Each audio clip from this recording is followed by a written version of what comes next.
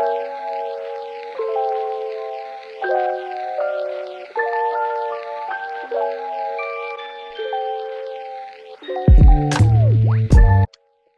everyone, my name is Pragna Nidumolu and I'm the founder of EcoTeens, which is a nonprofit initiative built to bring together people from all across the globe to talk about sustainability and other issues. Today we have a very special guest, Praveen. Would you like to talk a little bit about yourself?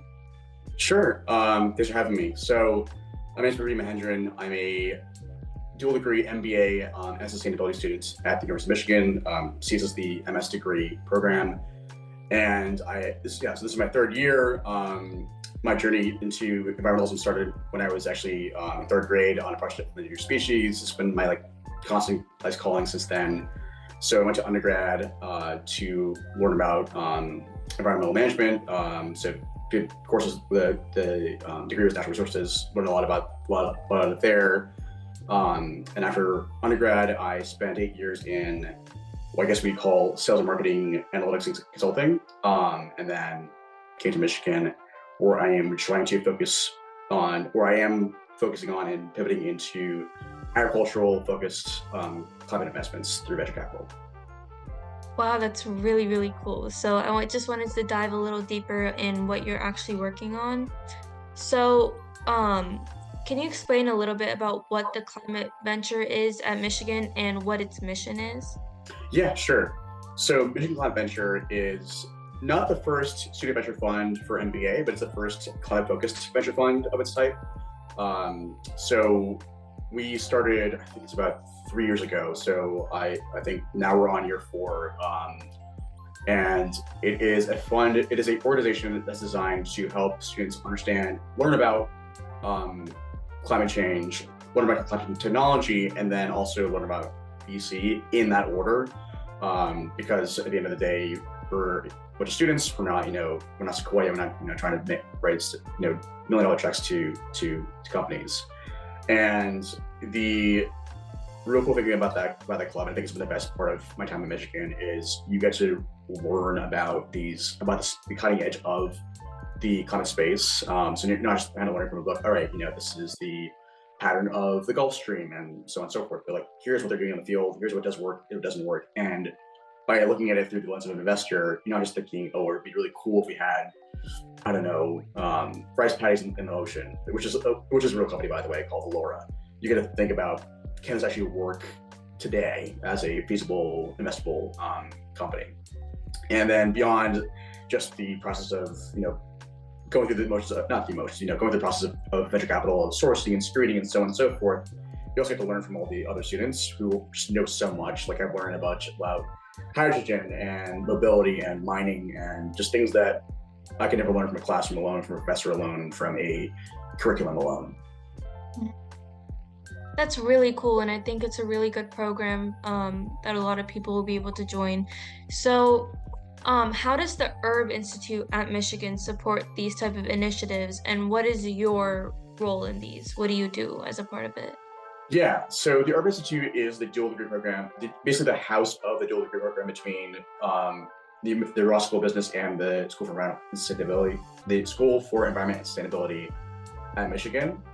It is there's an undergraduate and a graduate program for this dual setup, and what they really operate as is facilitators. So they don't really they have a budget, they have things like that, but the real purpose of the Urban Institute is to have a community for folks to meet, to combine, and to learn from each other. So I think a big misconception of business school especially is that you're there to learn about finance, you're there to learn about accounting, about marketing, so on and so forth. Yes, but the bigger learnings really come through classmates because they've done so much things in their lifetimes that you can learn just so much more from them than from a textbook on what is a asset versus a liability. So Ian and Hannah are the two coordinators there. They're doing a lot of good work helping us kind of find jobs and talk to alumni, foster social events. And it sounds like to me such a very vague, mushy benefit of the institute, but it really has massive implications for building a career, building a network down the road. And my role right now, so before this year, I was director of investment management for Mission Climate Venture, which is not an herb program, but it's very a lot of herb people go into that program. And then this year, I am the head of coaching, which is a program that we do to help herb students just develop themselves and also help the coaches learn how to become better mentors and managers down the road. Wow, that's really, really cool. So, looking towards the future, how do you see the intersection of business plus sustainability evolving? Yeah, so I think there's kind of a couple factors to consider. So I guess the big areas would be policy, um, economic alignment, and consumer demand. So from the policy point of view, there are some things coming down the line from the EU, from the US, from the UK on incentivizing carbon markets. Disclosure is huge. Knowing what people are, what's in their supply chains, that kind of thing. So I think that's coming down the line. I think it's a matter of when, not if. EU is definitely ahead of things with this stuff, but US typically falls right behind them, kind of like with data privacy with the GDPR back in, I think, maybe 2019 or 2018. And then with the economics, it's becoming kind of cool how they've been, because we're kind of beholden to this kind of confine of, okay, for a climate business to succeed, it must have economic benefit. And the way that entrepreneurs have been very creative in finding those cool alignments with that is really cool to see. So the first company I worked for out of undergrad was called Enernaut. They were bought by NL out of Italy, but they had a really cool program where they sold basically energy efficiency to companies, and it was not a sustainability thing; it was a energy saving thing.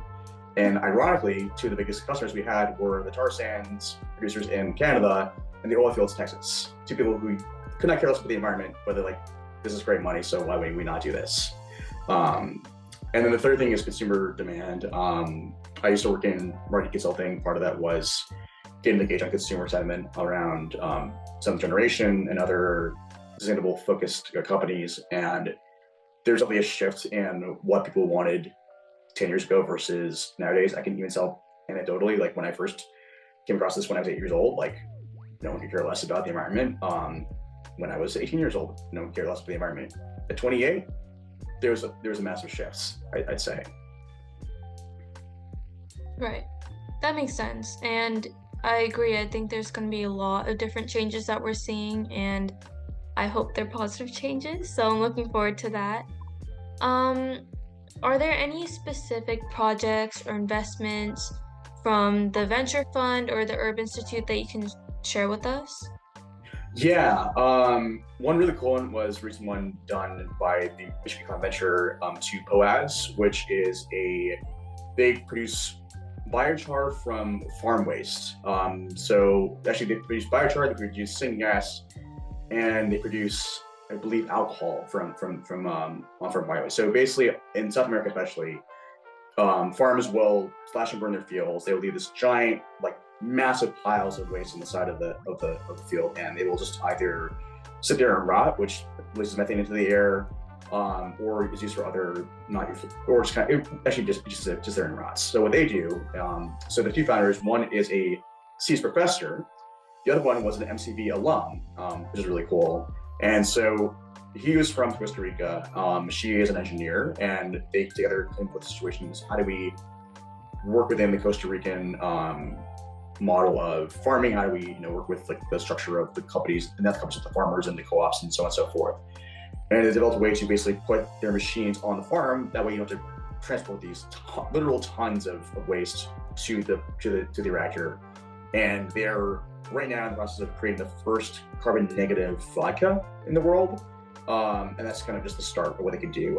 When we evaluated them, I think the potential for data impact was not out of the question for what that solution can do. And even though part of it was only carbon neutral, given syngas is not a carbon negative solution. Wow, that's really, really cool. It's really interesting what the climate venture supports, the different type of investments. That's really cool. My final question is, what's one piece of advice that you'd give to students who are interested in pursuing a career at the intersection of business and sustainability like you are right now? Um, I think the biggest thing, I think a mistake I've seen with a lot of my peers has been thinking that there is an inherent philanthropic demand for sustainability, that people will do a thing because it's sustainable, because it's the right thing to do. It's a lovely thought. It works really well within policy, it works really well within NGOs, but within the corporate setting, I've seen in the last year, like a lot of more CSR, sort of corporate social responsibility roles being kind of cut out because it is kind of the nice to have, nothing need to have of the corporation. So think about, how can I be in a role that is going to align the environment to the bottom line of the company? Like, how it was either could be, it doesn't need to be the little finance, it could also be the brand. Like, we're gonna reach a new consumer base, or we're going to get ahead of a regulation that's going to come down the line. That's why they would go into, like, for a lot of companies going into going net zero, probably because at some point in the future they may be required to be net zero. So why not do it now, where it's cheaper versus down the road when it's going to cost like hundreds of dollars per ton of carbon to reduce, that kind of thing. That makes sense, totally. Okay, well, that's really good advice, especially for me since I'm looking to be in that space. So thank you so much, and thank you for talking to me today. I've learned a lot, and I'll see you in the next one.